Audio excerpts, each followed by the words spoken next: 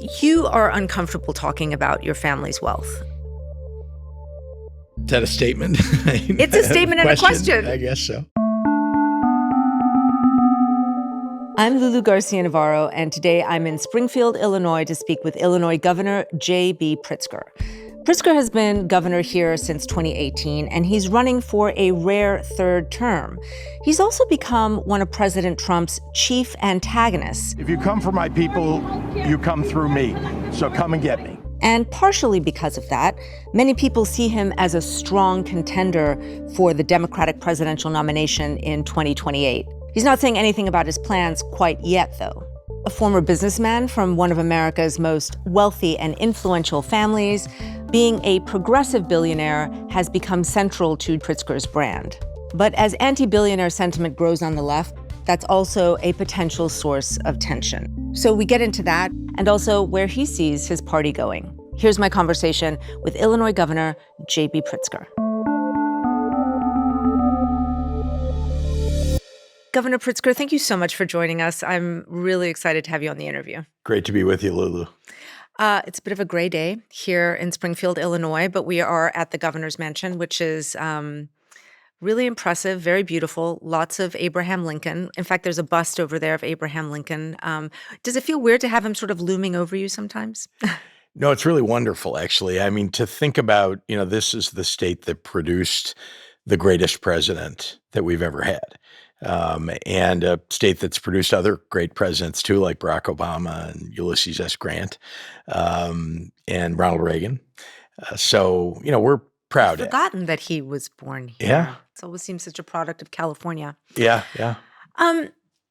There's a lot going on in the world, a lot going on in your state. But I want to start with more of a philosophical question. When we look at this moment and this era, which is so dominated, obviously, by the president, I've been really thinking about how he wields executive power. And I'm wondering what you think the lesson for Democrats is from President Trump and how he has wielded power to get what he wants. I think it's a lesson for everyone that gets elected to office in an executive post. I think that what President Trump has done is, operate like the president of a banana republic, or as if he were an authoritarian. That is, now he's got power, he's going to vanquish his enemies, and rule in favor of the people who will enrich him. And I think that the lesson is for the country, that this is a dangerous road that we've gone down, putting someone like that in public office. We need to stand up against corruption. We need to stand up and make sure that whoever it is that gets elected is someone who's good and decent and kind. I think kindness is something that's been missing in our politics. So you could say that's a lesson for Democrats. I think it's a lesson for all elected officials. You're sort of talking about overreach and ruling like an authoritarian, which is one version of looking at that. Another version, though, I think, is how he's really been able to push through an aggressive agenda. The shock and awe theory of governance, if you will. I've heard so many voters complain, and I'm sure you've heard this too, about incrementalism, about, all the promises that get made when you're running for office and then feeling like— I complain about it too. Everything gets stymied once someone gets into office. Yes. And I'm wondering if there are lessons to be taken from the frustration of voters and the way that he's managed to do it. Yeah. Let me begin by saying that I ran on an agenda as governor. I ran on a very bold agenda, and I swiftly enacted that agenda. And my first year in office really accomplished most of what I ran on, which were big things. I think that is the way to operate, there's no doubt. And that we as Democrats, if there's a lesson, it's that there should be a Project 2029 for Democrats. Now, remember, though, that Project 2025 also included taking away people's rights and freedoms. It included tearing down the safety net that holds up our working families and that stands up for the most vulnerable in our society. So there are things about the agenda that I think that are obviously you don't agree with. not just that. I think they're reprehensible and they're anti-democratic. But yes, the speed of the agenda, and it's not shock and awe so much as run on the agenda. When you run and win on an agenda, you can accomplish that agenda and need to do it as soon as possible. The problem is Donald Trump would say things, and now he's doing things that are very different. Remember, he said, we're not going to cut Medicaid. That's precisely what he's done. What does a Project 2029 agenda look like for you? I don't think you can speak of it in shorthand, but I'll just say a couple of things that I think are absolutely necessary. One is we've got to restore the rule of law, and that means holding people accountable who've broken the law. I'm talking about in this administration, when we get a new one, the people in this administration who've broken the law and federal agents who've broken the law need to be held accountable. And that means criminally prosecuted. Criminally prosecuted, civilly prosecuted, whatever it is that we can do, right? It may be that you can't criminally prosecute somebody, but that you can go after them civilly. So that's one thing. But a second thing, just thinking about people's everyday lives, right? I mean, just lifting people up and making things more affordable in the world.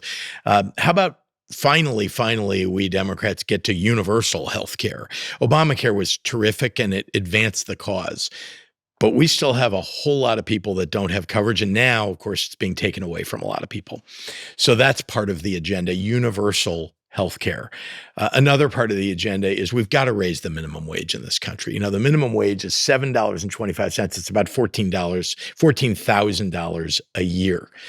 If you have one full-time job, you can't survive on 14. As a single person, you can't. There's no place in the country. And even if you hold two minimum wage jobs, $28,000 a year. You can't raise a family on that. Maybe you could survive alone on that. So why are we allowing people to live at $7.25? By the way, the tipped wage in this country is about $2.20 an hour. Ridiculous. We need to raise wages in this country and start with the minimum wage. So I give that as an example because healthcare and people earning enough to live on, those seem like basic fundamentals of who we are as Democrats. That ought to be right at the top of the agenda. Why do you think there hasn't been a Project 2029 by the Democrats and their think tank allies, which is actually how Project 2025 came about from the right? There was a concerted effort from many different groups to sort of enact it. It's a great question. And you talked about incrementalism earlier. I do think that people feel like, we need the public to come along on every issue. And so let's play them out over several years so that we can finally get consensus and so on. It's true, but some of these issues have been around for an awful long time. And I guarantee you that if you polled the American public about raising the minimum wage, 80%, including a majority of Republicans, would say it's time to raise the minimum wage. So I don't think we need to be incrementalist about some things that I think are universally understood. So as we're speaking, we have just had our first insight into the feeling of the voting public because we've had sort of our first primaries for the midterms. And in particular, of course, the Texas Senate primary is being looked at very closely on both the left and the right. James Tallarico defeated Jasmine Crockett. And that race was seen as something of a bellwether for the kind of approach that works best for Democrats. And I'm just wondering what your takeaways from that were. If you look across the last 5 or so elections, if you include Spanberger's election in Virginia and Mikey Sherrill's election in New Jersey and Mamdani's election in New York City, and as you said, the primary in Texas, as well as the election or nomination of Roy Cooper in North Carolina. And that is, they've run on an affordability agenda. They've run on making sure that working people understand we Democrats are the ones who are fighting for them, not the other guys. Now, I know that what you're asking me is, is there a split in the Democratic Party on one side or another, has there now always won. Is. But the truth is that both of these candidates, what they exhibited, I'm talking about Texas now, what they exhibited was the ability to incite and excite particularly young people who often are left out of politics because historically haven't voted in large numbers. But these are the folks who are taking over the country over time. And sometimes young people are the ones who come up with the best ideas and are the ones who want us to have a bold agenda. And so you didn't hear either one of those candidates speaking in incrementalist kind of terminology, right? They were out there talking about transformative change. But there's another thing that people are inferring from that, which is there were two different candidates with very different styles. And Jasmine Crockett obviously was, has positioned herself as a fighter against Trump in particular. And James Talarico has taken a completely sort of different tact. And I am, sort of wondering about that because you have adopted a very combative position in regards to President Trump, in regards to defending your state. And, when you look at the lesson that some are drawing from Talarico, some would say maybe there's another way to do this, where you can stand for what you believe in, but you don't have to adopt the same sort of public combativeness that President Trump adopts. I can tell you this, that when you've got somebody who's taking people's rights away, and the president today is taking people's rights away, when he's attacking people's freedoms, when he's not following the law, when he's corrupt and enriching himself. I mean, moms are being shot in the face. I don't know how on earth you can stand up about Donald Trump and say, well, let's work with him. You can't work with him. And he's got an entire history, Lulu, of not living up to his promises. He can't be trusted. I'm talking about when he was in business, you shake hands with him on something or sign a contract, he'd break it and sue you, even though he was in the wrong. In politics, every time, he'd make friends with, and then all of a sudden, he's turned on you. That happens. It's happened repeatedly. His first term, his second term, he's not a loyal person. He expects loyalty to him, but he's not loyal back. Well, you say that you can't work with Donald Trump, but I look at Mayor Mamdani of New York, whom, you mentioned and has been one of the, bright lights for Democrats at the moment. And, he's tried to woo him. He's tried to work with him where he can. Because as we've seen, the federal government, wields enormous power. And it's hard to do things without it. So what do you think about that way of doing things? Remember, I've been in office now for 7 years. I was in office when Donald Trump was president the first time. When the pandemic hit, I called the president and asked for help, told him we needed ventilators, we needed masks, and that he should invoke the Defense Production Act, but that we absolutely immediately needed to save people's lives and needed the federal government. He promised to do that and didn't deliver. Now, this is in the most dire of circumstances. You would think that the federal government under Donald Trump, under anybody, would understand that people are dying and the federal government can help. They need to help. Look what he's done to FEMA, the Federal Emergency Management Agency, which normally steps in when there are disasters. He's ripped it apart. You can't get help from the federal government anymore. We've seen that. He's denied that when we've had floods and other problems here in Illinois. You seem to be implying that Mayor Mamdani is a neophyte and doesn't have the experience, doesn't know what he's doing. I'm not taking anything away from him. I understand why you try. I'm just saying I have my own experiences. And by the way, if you look at his entire history, Donald Trump's entire history, it's breaking promises with people. And so I'm just saying maybe our different circumstances are leading us to different conclusions.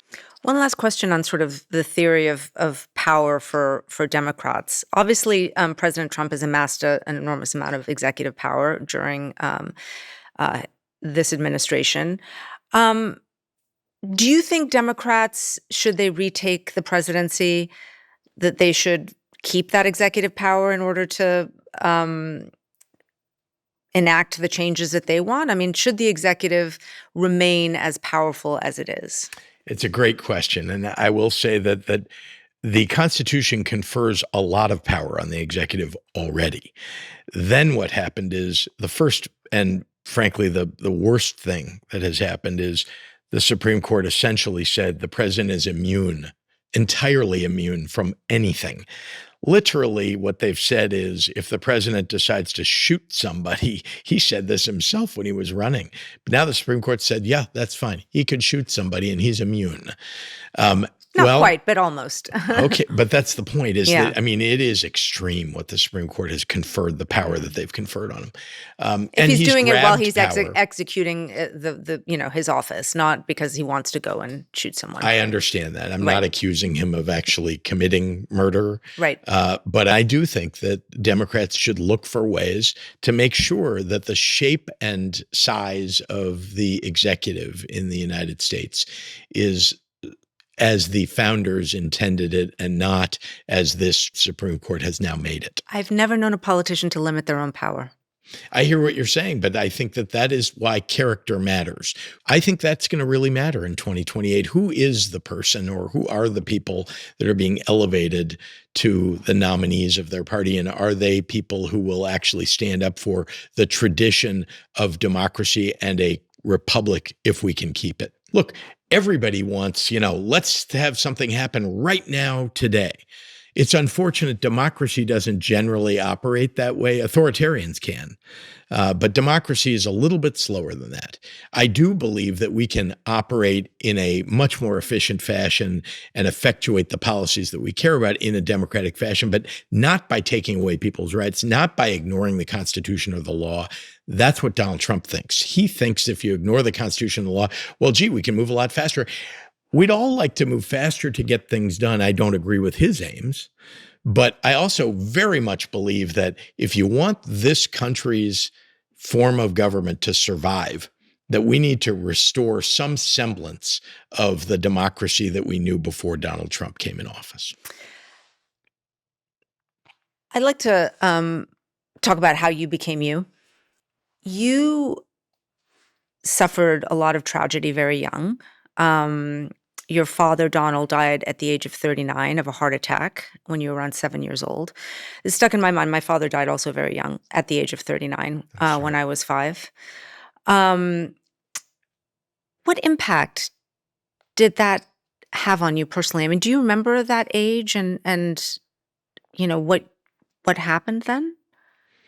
I do. I was 7. That's obviously young, and you have limited memories. But of course, I remember losing my father. I remember what it felt like. My mother and father were actually out of town. They were very far away from us, right, Hawaii. And so my mother called her friends and said, "I need you to go to our house and make sure that our kids aren't watching TV. I don't want them to find out anywhere else except from me. So I need time to get back." And of course, she had to bring my father's body back. And so her friends, who were so important in our lives, came and arranged to take us out for the day. And we went to a place called Fisherman's Wharf in San Francisco. And, we did it seemed like just a fun day away. We knew our parents were out of town. Right. And here were these nice people taking us to a fun place. So it allowed my mother to get back. And I remember her coming back into our house and taking us into their bedroom and sitting us down and telling us what happened. And I think back on it now as an adult with children, and I think how hard that must have been for her. Like, I know how hard it was for me to hear it. But I can think back now and say, how hard must that have been to tell your children that they've lost their father? People do it every day, unfortunately. But I think about a lot of things about my mother, and I admire her so much. But I think at that moment, how hard was that for her? She just lost the love of her life. And a whole lot of other things. She was his partner really in building the business. Her life is very much built around them as a couple, right? And all of a sudden she's alone with 3 young children. So I remember all of that, and I subsequently talked to their friends as an adult. I went back and found many of their friends who were in their 70s or 80s when I did talk to them about it, and they remember distinctly because my father was the youngest friend of theirs that had ever died, like their first friend that had died. And they remember how profound it was for them because he was also like the life of the party. He was the person when they would all get together that kind of the whole room kind of leaned toward my father when he would enter a room because he was a big gregarious personality and a nice person and held the attention of people. And so it's something I think a lot of people were profoundly impacted by. Remember, though, in addition to that, after that, my mother, who was an alcoholic, she, all the challenges you can imagine for someone who's now become a widow with 3 young children, and then add on to that a disease that is so hard to overcome. Most people don't.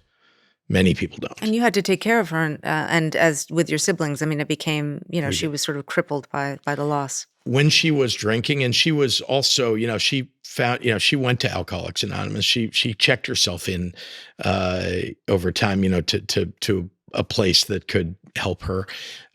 And so she tried really hard, and she was sober. It wasn't like she was drunk all the time, but she was sober a lot. And she was one of the smartest people that I've ever met. I don't think that's just the view of a 7-year-old or a 10-year-old or 15-year-old. And she was special, and yet she was just, she had to overcome this disease. And I remember one day she sat us down. This is, I don't know, when I was 8 or 9. She sat us down. She said, "I want you to know that sometimes it probably feels to you like I don't love you because I'm not being a mother to you that I want to be. But I want you to understand this is a disease.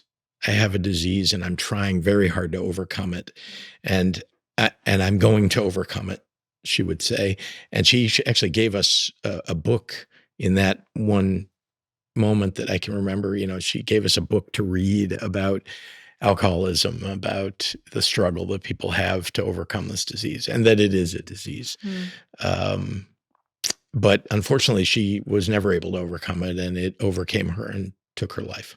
Yeah, and you became an orphan at 17, I think. Yeah. I mean, that's an extraordinary, series of losses. How would you say that shaped you? I don't want to aggrandize it or minimize it, and just say that a whole lot of people go through tragedy and experience it differently and come out of it differently. Losing both parents is a particularly difficult one for a child.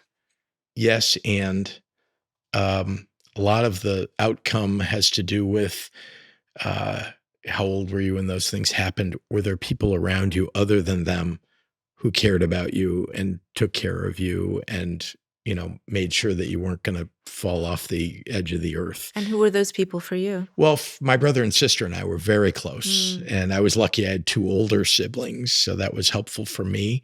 I think they would say also, as I would, that there were my parents' friends who cared deeply about us, and we had a broader family who really, put their arms all the way around us and made sure that we were going to be okay. And so I just feel lucky because a whole lot of people, as you know, don't have resources, don't have a family that would step in and care for them, and don't have a large group of friends who can do what their friends did. And so for me anyway, there are a lot of lessons. I think you learn compassion going through that for other people because you've been through it yourself. And I think it's important those are lessons that I carry with me all the time. My mother was she was more than just a story about someone who tragically died of alcoholism, right? She was an activist. She was an LGBTQ and abortion rights activist. You credit her with making you a Democrat.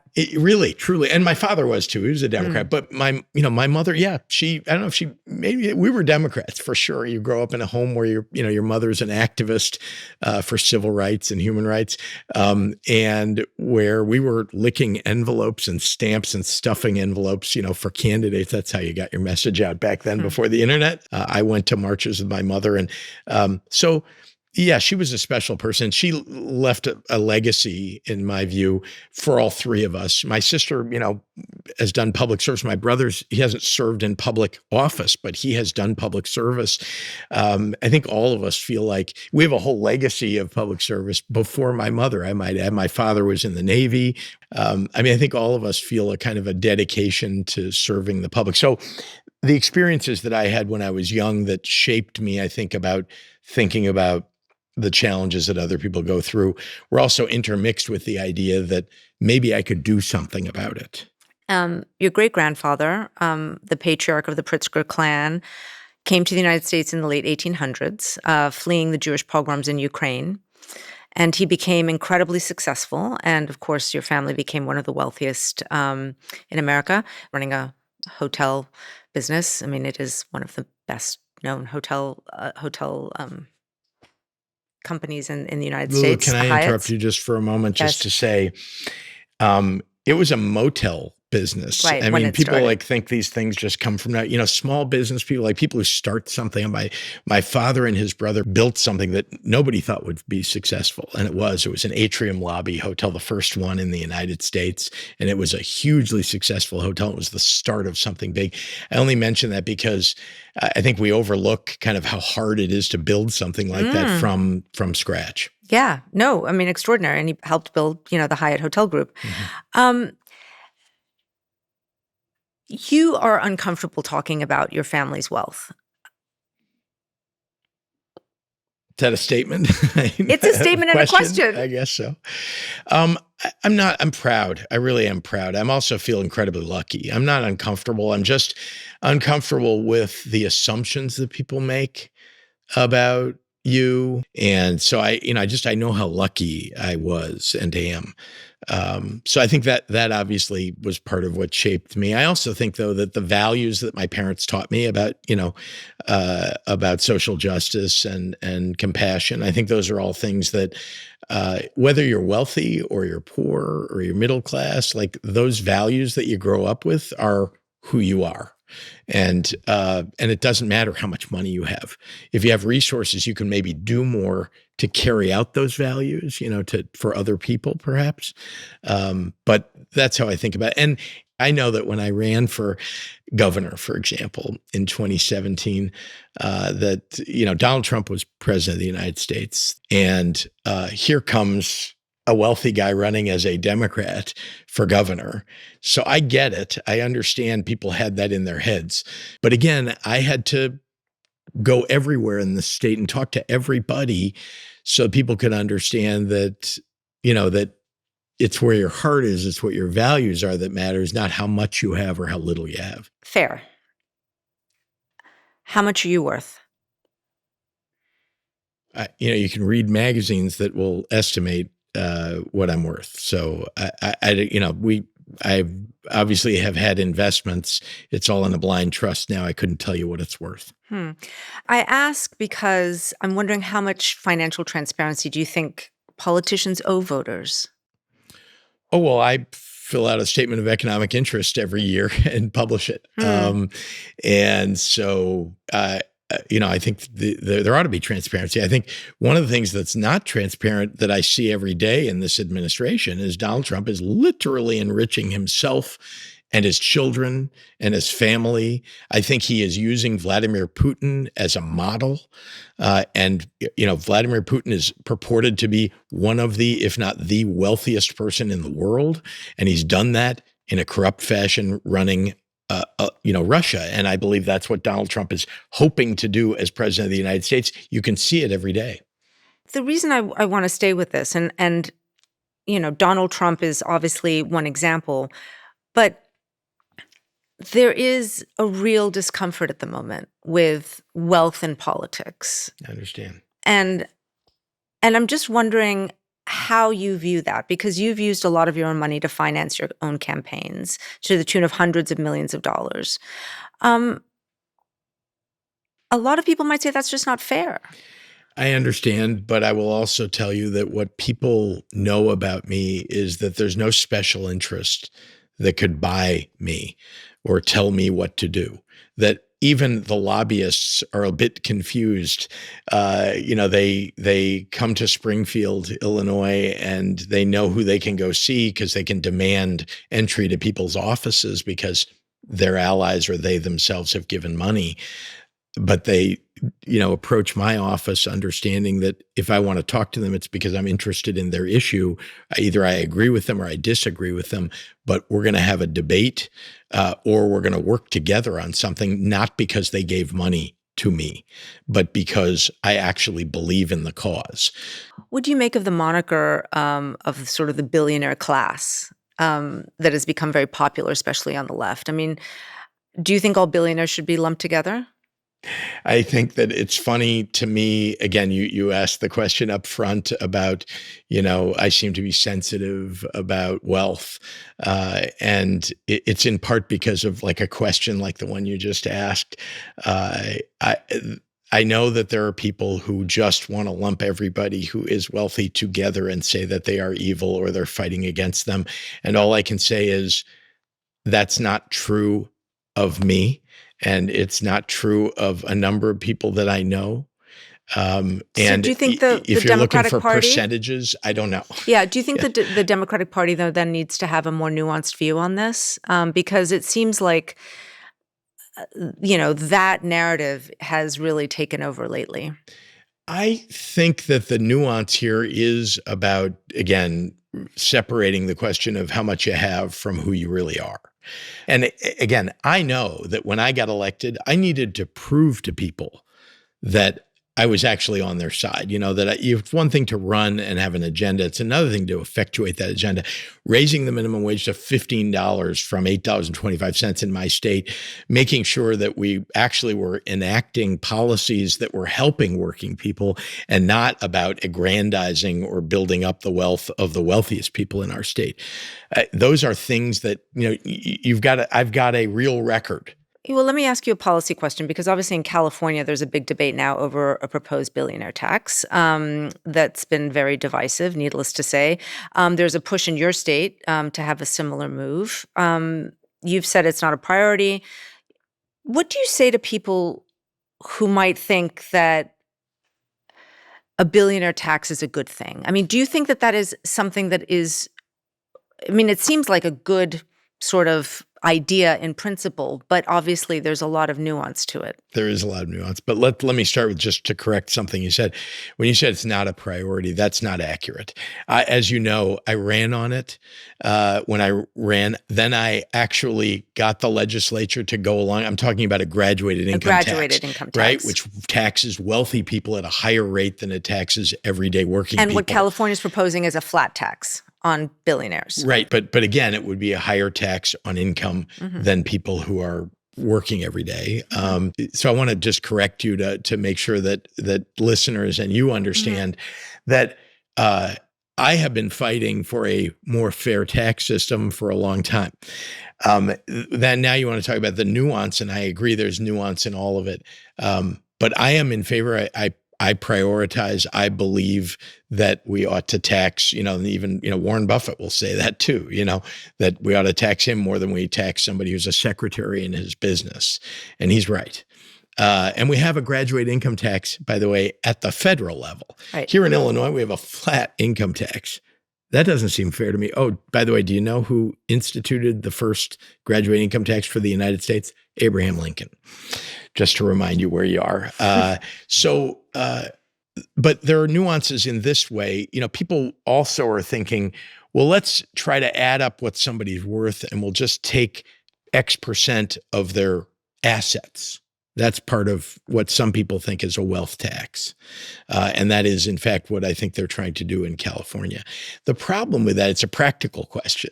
The problem with that is there are a whole lot of assets that are held privately that are not valued. The way you value something is what is the fair market value. And you can determine that easily on the stock market. That's easy because you can see every day what a share is worth and add up how many shares somebody has and say that's their wealth. But you can't do that if you own a home. I don't know what your home is worth today. And forget about a home. If you own some train tracks, the people own train tracks and rent them out, rent that to the rail companies. It's just a practical question. And I do think the fair way to do this is to say wealthy people should pay a higher tax on their incomes. We could debate, by the way, capital gains income versus ordinary income. That's another question. Should capital gains be taxed at a different rate than ordinary income? And again, nuance is very important. Here's the most important principle. We need to pay for the government that we need. Okay, so how we do that is what you're asking, what other people are asking. How are we going to pay for the government that we need? And also make a system where there isn't such income inequality, where the money that certain groups have and the influence that they wield on all different parts of our life, aren't totally agree with you. Don't have such an impact. That is what I hear from a lot of voters. And that's why the method is important, right? That is that someone who is making $5 million a year should pay a higher percentage of their income than someone who is making $50,000 a year. Here in Illinois, I've cut taxes for people who are making $50,000, $60,000, $70,000, $80,000, $90,000 a year with an earned income tax credit increase, with a child tax credit. I increased the child tax credit after I implemented the first one that's ever existed in Illinois, because we do want to make it easier for working families to make sure that we're paying for the things that we need and we're supporting people in a way that they never, ever fall through what should be a strong floor or a safety net that no one should ever fall through. I do think that that's fair.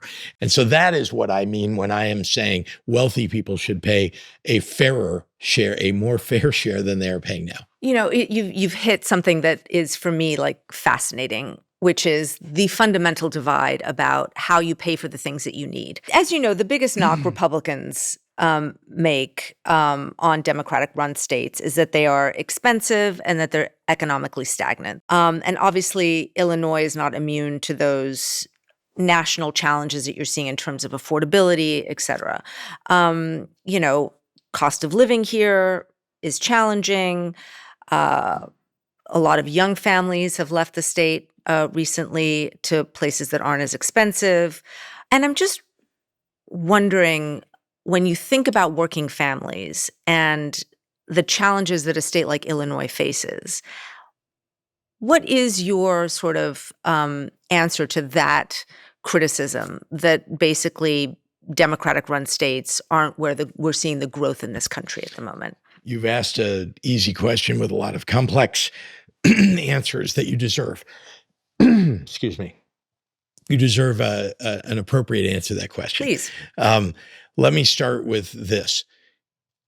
I inherited, when I became governor, a state that had been run by a Republican governor who had devastated our fiscal situation, had stagnated the state, and left us in a terrible position. I had to rebuild after he left office. We had suffered 8 credit downgrades. We had suffered no budget for 2 years. He left $17 billion of unpaid, overdue bills. So talk about irresponsibility. Republicans can be very irresponsible too. And the Republican running our state was. I had to turn all of that around, and we've made a whole lot of progress. So I don't doubt what you're suggesting, that we have a long road to travel in Illinois, but it's about making progress and working toward fighting for the people who really need government. Now, Democrats in Democratic states, like me anyway, understand you got to grow the economy, and you want to make sure people have health care and the basic needs like really good education. We've invested in those things. Look at the states around us. They have not. And the result is you can't get the quality of health care in some of the Republican states that surround me that you can in the state of Illinois. But this is exactly the point. And I'm not saying it's an easy one. This isn't a gotcha. I'm actually just very animated by this because, the problem here is you have a great school system, you have health care, but you need higher taxes to pay for that. And it seems like one of those fundamental issues, because if people feel squeezed by the cost of living and by taxes, they're going to move to places that they can afford. And then it doesn't help you with the Sure, but people education who and the have moved healthcare. to a So place like it just seems Florida- like a hard problem to solve. But people that have moved to a place like Florida are moving back. I mean, here's the problem: that first of all, 4.95% is our income tax rate here. Yeah, but property taxes, I think you're like number one in the country. Yes, but remember what caused that was not investing in our public schools. That is what caused it. Property taxes are charged at the local level. And when you don't invest in public schools from the state level, which is what happened, Illinois, when I took over, Illinois was the worst state in the country for funding education from a state level. The result is if you want a good school locally, you got to raise local property taxes. But how do you keep a young family from not moving to Indiana, for example, even though the public schools here are better, because you're seeing that happen? Jobs and economic growth, and making sure that they have a park that they can go to locally. States are funding that. Our state is funding that. Making sure they have good health care available to them. You can't get those things in Indiana. You can't get those things in Republican-run states. You just can't. We actually believe in sort of quality of life as something very important for us to be investing in. And so that's what we're doing. And we're doing it in a very difficult fiscal situation, now made harder by the Republicans, who are imposing on Republican states and Democratic states very difficult circumstances where you can't get food assistance when you need it, and you can't get healthcare when you need it, and they're raising the cost of healthcare for working poor people. These are working people that they're raising the costs on. There are reasons why people move to Illinois. There are reasons why the trend moves in our direction. And indeed, our population is increasing in Illinois now. One of, I think, the more interesting proposals that you've had is a so-called social media tax. I'm very interested in this. Can you explain how that would work and what it is? Yes, it's a fee. And the fee is on a per user basis for the largest social media companies. And the idea— So it's a tax paid by the social media companies themselves. Yeah. It's a fee paid by them. Look, here's what's happening. Social media companies are benefiting from the 13 million people that live in the state of Illinois, but they're giving nothing back to us. They don't benefit the state in any way, the people of Illinois in any way. And their algorithms are truly causing mental health challenges, education challenges, disinformation that we end up having to deal with the problems of. I think they should have to help pay for that. And so that's all. It's $200 million. That's not much in a $56 billion budget. I think they should pay into our education system to help us deal with the problems they're causing. Yeah. And do you think that it'll pass is what I'm asking? I mean, we have 4.5 months of a legislative session in which we're going to talk about that with the legislature. I proposed it as part of my budget and as part of my State of the State address. I think it's been well received. People understand the damage that's being done by social media and believe that this is one way in which we might be able to pay for the rectifying the damage that's being done. You know, Governor Pritzker, along the same lines, as I was flying in here, I read about another huge layoff in corporate America to do with AI. And we're seeing that, specifically among white-collar workers as the first wave. How worried are you about the effect of AI and the labor market in particular? And are politicians doing enough to sort of prepare the American people for what seems to be happening? Very worried, and no, to answer both of your questions. Look, AI is going to happen. There's no stopping it. We're not going to become Luddites and decide we're not doing AI in the United States while everybody else around the world is doing it. It's going to happen. The question is, first, are there ethical guidelines and guideposts? I think a company like Anthropic is demonstrating that you can have those and still have very successful AI for everybody to use. That's one part of it. And you're speaking, of course, of their recent decision not to do business with the Department of Defense. Or at least to leave the guidelines in Right. place. It's not that they don't want to do business, and they, in fact, were doing business. It's just all of a sudden, once again, the Trump administration comes up with something new to throw out there to cause problems. But AI is going to impact employment. There's no doubt. It's already happening.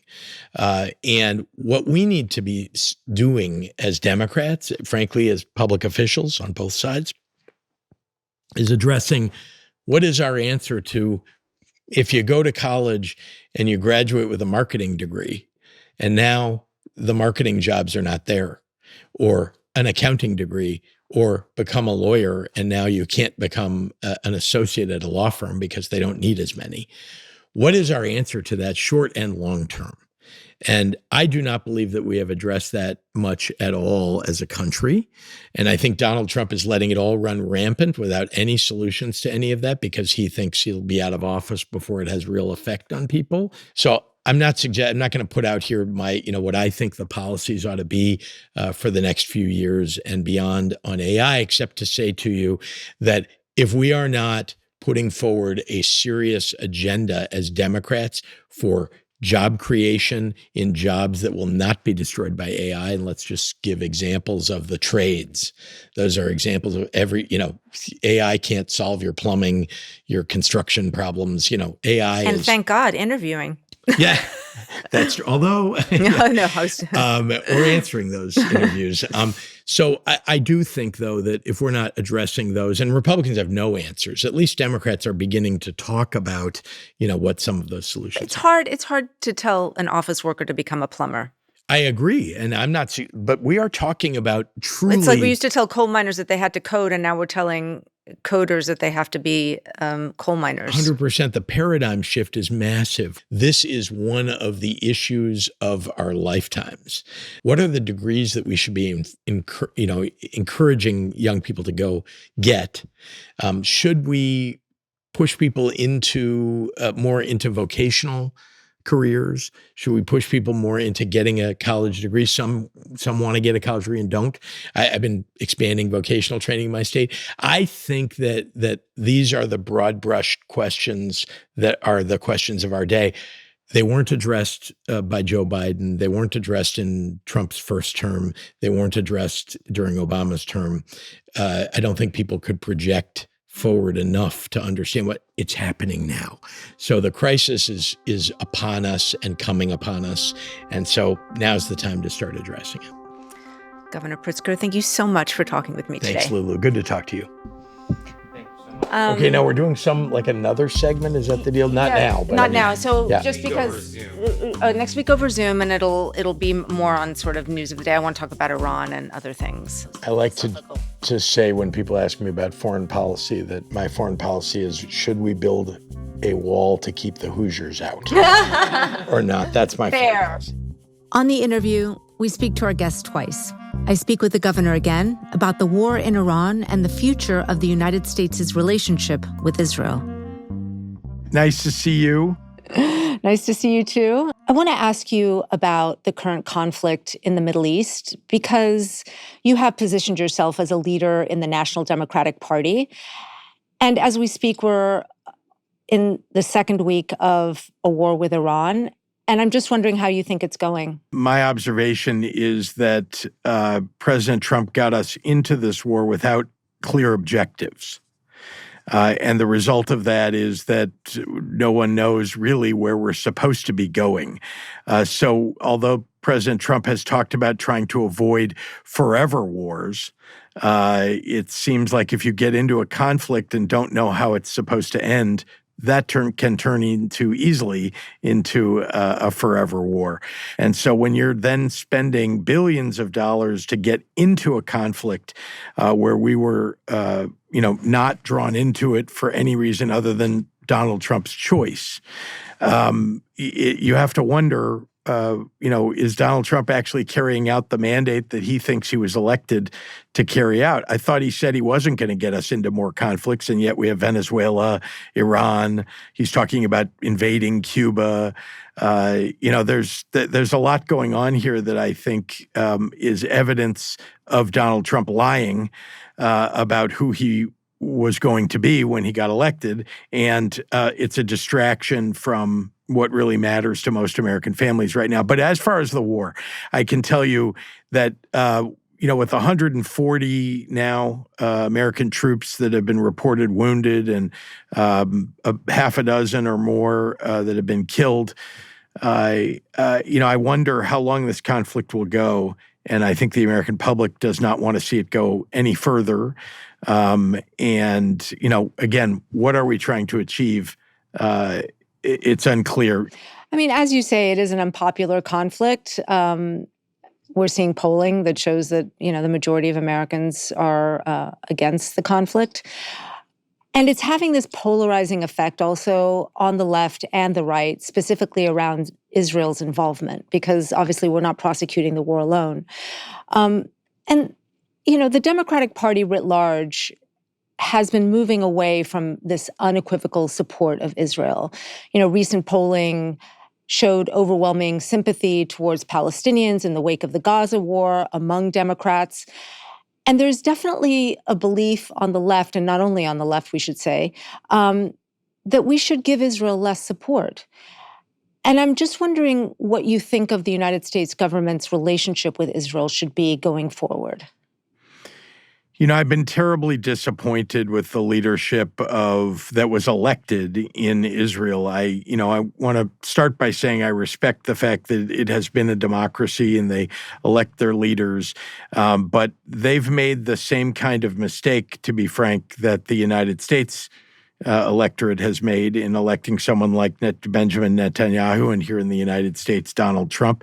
And the result of Netanyahu's leadership has been to create additional wars, drawing the United States into those wars, and very importantly, not carrying out what I think are the fundamental values of people who live in Israel, and that is the value of human life and the value of protecting people who are vulnerable and innocent. And let me be clear. With regard to Iran, the leadership of Iran, these were torturous, murderous people. So no love lost on my part when it comes to the leadership being decapitated in Iran. Question whether that was a job that we should be involved in, and whether we should be replacing leadership across the world that we disagree with or think are terrible leaders and are murderers. But I must admit, I'm challenged by this current situation because Israel was created as a safe haven for Jews around the world, who we were in danger of extinction across the world, and Israel became that hope for Jews everywhere, and it has carried out, I think, over almost all of the years of its existence, a desire simply to live in peace and within its own borders to, construct a society where people can live and work and exist, and hope that they wouldn't be attacked. Unfortunately, Israel has been under attack over a lot of years. Meanwhile, here we are, where Israel had an opportunity after the atrocities that were committed by Hamas on October 7th of 2023. And Israel had conducted operations in retaliation. There was an opportunity, I think, for Israel to then do what I think it has over its history done, which is to operate in a humanitarian fashion. To make sure that food aid was delivered to the innocent, to make sure that when bombs were being dropped or the war was being conducted in Gaza, that would minimize innocent deaths that would occur. That didn't happen, and I think that's on Netanyahu. That's on the leadership that he put in place. So I believe strongly that we need to not only secure and grant the right to exist for the state of Israel as a safe haven, but also that we should have a state where Palestinians can be safe and live in peace. And that should be in Gaza, if you ask me. And so I am torn because we now have a U.S. government that's supporting policies that I don't think the majority of Americans believe in, and I don't think a majority even of Israelis believe in. But that's what's being carried out now. It's interesting. I hear you use the word torn and challenged. And I know that this must be, as it is for many Jews, an incredibly difficult conversation to have. You used to also be on the board of AIPAC, the pro-Israel lobby group, and you've since sort of distanced yourself from them.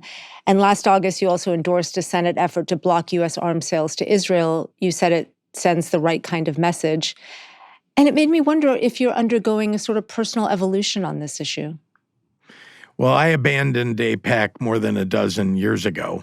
It was an organization that had at one time been a bipartisan in nature and really all about preserving a strong relationship between the United States and Israel. But about that time, a dozen years ago, the organization began to lean much more to the right and much more pro-Trump, who had then become a candidate for president. And that disturbed me greatly because, once again, AIPAC back then was not a PAC, I might add. It was a public affairs council, as called AIPAC, but it didn't have a political action committee that was giving money to candidates. It was up to the members themselves. I'm a Democrat. I was supporting Democrats when they would run for office, not on behalf of AIPAC, but just supporting Democrats. And I'm somebody who believed in that strong relationship and still do. But the organization became political. They created a super PAC. They began to get involved in elections directly and choosing to support candidates that were MAGA and right-wing and Trumpy. And honestly, I didn't want anything to do with that. Just sort of, again, I'm wondering if you see that as a sort of personal evolution, or do you feel like those organizations changed, the leadership of Israel changed, AIPAC changed, and you felt distanced from it, or your own views have changed? I don't think that my views haven't changed. What I mean is, I can't, it's hard for me to answer that question. I think that it's certainly true that AIPAC changed. That is certainly true. And that's why I walked away. Again, do I believe that Israel has a right to exist? I do. And my grandfather's name is on a square in Jerusalem because my family has always believed that there should be a safe haven for Jews, especially after World War II. And I still believe that that's true. We look at the anti-Semitism in the world today.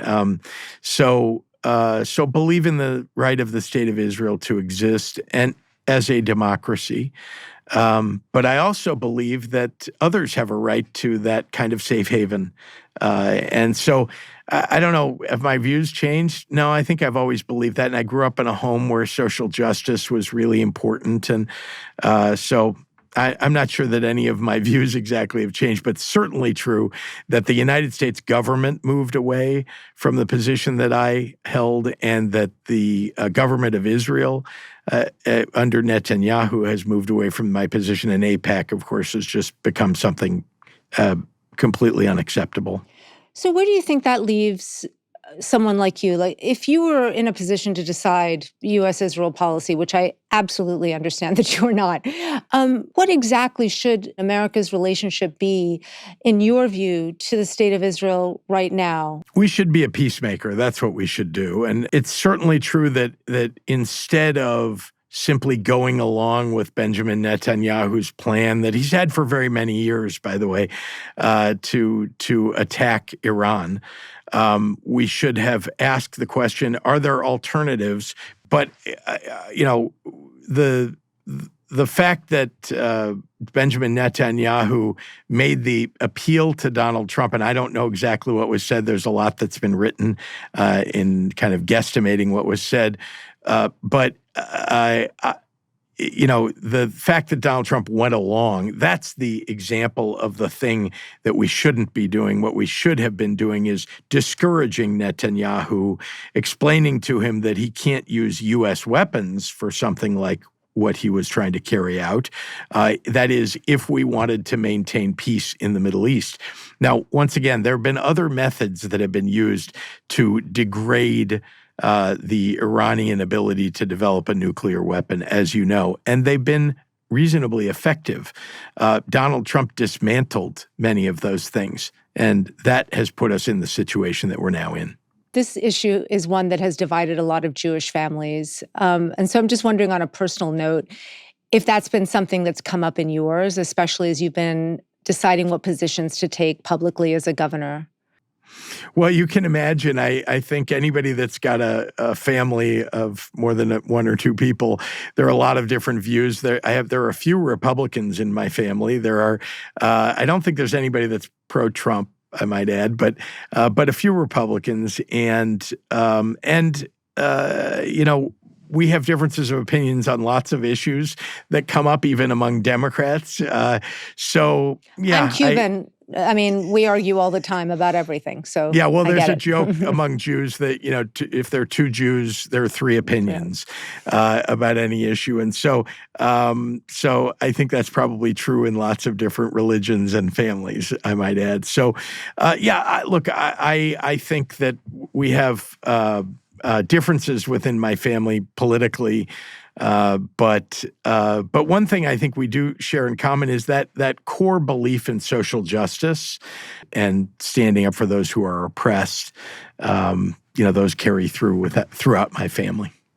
In this sort of same bucket, in his memoir, Governor Josh Shapiro of Pennsylvania said Kamala Harris's vice presidential vetting team asked him about his faith, and even if he was an Israeli agent. And you were also vetted, and I'm just wondering if they asked you the same things in the same way. They did not ask me those same things in the same way. Going through that experience of being vetted for vice president is like getting the worst kind of colonoscopy that you could get. And so they ask a lot of questions. It's tough vetting. And I know, some of it, I guess, seemed offensive. And, to Josh Shapiro. And I don't know what led them to ask that question. I wasn't asked, and yet I'm Jewish, and I think I'm as much an adherent to my religion as Josh Shapiro is. So not exactly sure who asked that question or why. What I can say is that I wasn't asked those things. I was asked hard questions for sure, but nothing quite like that.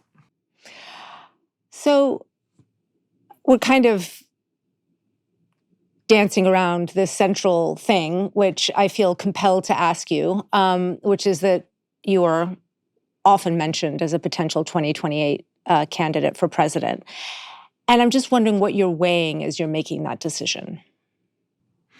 I'm not weighing that decision. I know you find that surprising, maybe, but I'm running for real. Is it true? I'm running for re-election as governor. That's what I'm focused on, and I'm proud and pleased that people think that my leadership is something that would put me on the stage as a potential presidential candidate. But I look for whatever the reasons that people are doing that. I think have more to do with just the conviction that I've offered on the subject of stepping, between Donald Trump and the people of my state and protecting people and speaking out and being unafraid to do so. So I think I wish more Democratic politicians were doing that right now, and I wish more politicians in general. I wish Republicans would get religion about standing by the law and the Constitution.